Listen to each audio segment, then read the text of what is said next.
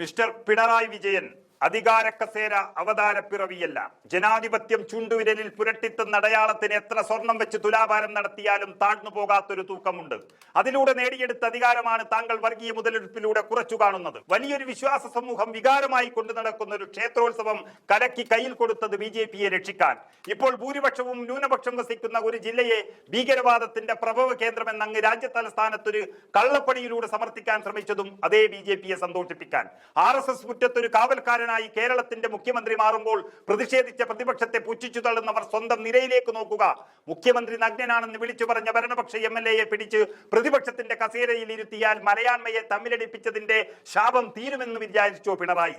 ഭരണസിരാകേന്ദ്രം അടക്കി വാഴുന്നവർ കാട്ടുകള്ളന്മാരും നൊട്ടോറിയസ് ക്രിമിനലുമായി മാറുമ്പോൾ അത് പറയുന്ന ഭരണപക്ഷ MLAക്ക് പ്രതിപക്ഷ കസേരയിൽ ഇരിക്കേണ്ടി വന്നിട്ടുണ്ടെങ്കിൽ ഓർത്തുകൊള്ളുക, ഇത് അവസാന കമ്മ്യൂണിസ്റ്റ് ഭരണകൂടത്തിന്റെ പടിയിറക്കത്തിന്റെ അവസാന നാളുകളാണ്.